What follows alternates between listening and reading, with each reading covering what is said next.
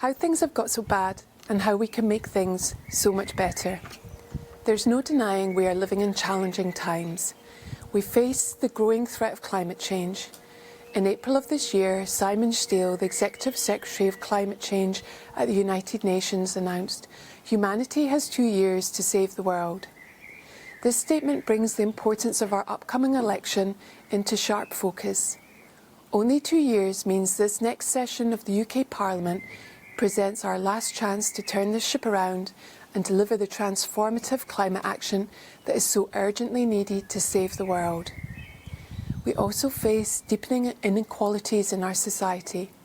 Despite the UK being one of the wealthiest countries in the world, there is a vast divide between our richest and poorest, with millions struggling with cost of living and a quarter of all children living in poverty. Here in Edinburgh, the housing emergency has left 5,000 households in temporary accommodation, and the increase in demand for food banks reveals the real hardships people are facing.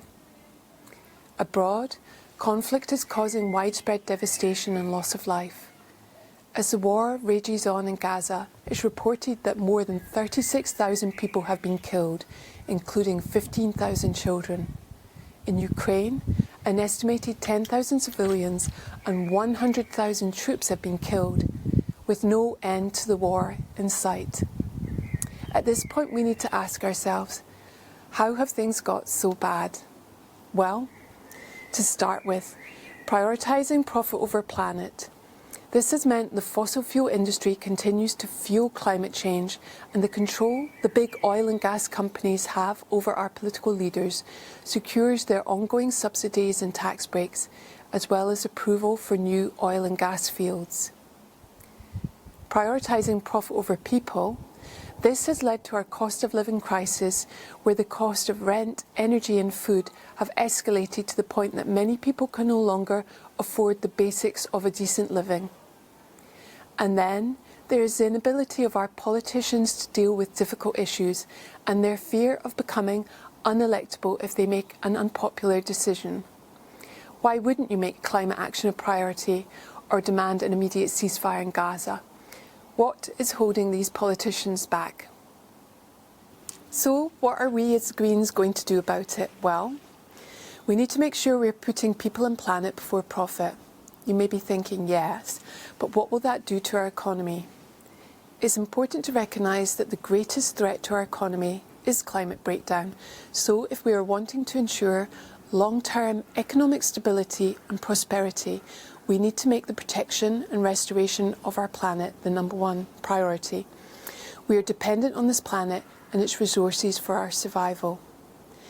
We also need to grow a strong and stable society where everyone benefits from a decent standard of living and all of the opportunities that a green economy will have to offer.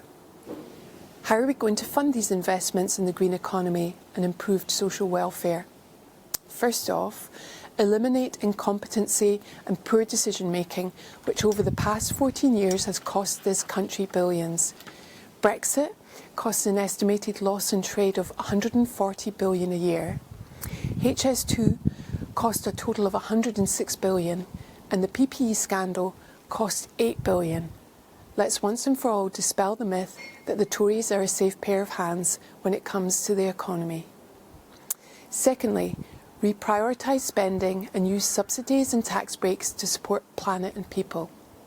For example, Labour's commitment to renew Trident, which is an ineffective and outdated system, will cost an estimated 31 billion. If their priorities had been different, they could have used this to pay for their green investment pledge that they have recently backed down on. The Scottish Greens are clear on their priorities. We are 100% committed to investing in the green economy to ensure green jobs are created in every sector, and we will not back down on this commitment.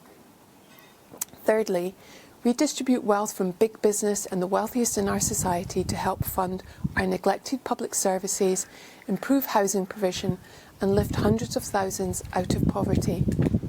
Unlike other parties, the Scottish Greens are not afraid to impose taxes on the wealthiest, and the 75 billion raised would go some way to redressing the social inequalities that blight our society. The last point to make is that unlike most other political parties, the Scottish Greens is a democratic party that is independent from the controls and influences of big business and large financial donors. This is why we're able to stand up for what we truly believe in. For example, demanding an immediate ceasefire in Gaza and stopping further oil and gas extraction. If you share in our beliefs and vision, then please vote Green. If you think voting Green might be a wasted vote, then think again. With time running out, it is more important than ever to send a clear message to our future government that climate action must be the #1 priority. With every extra Green vote, we can make this message louder. Vote like our future depends on it.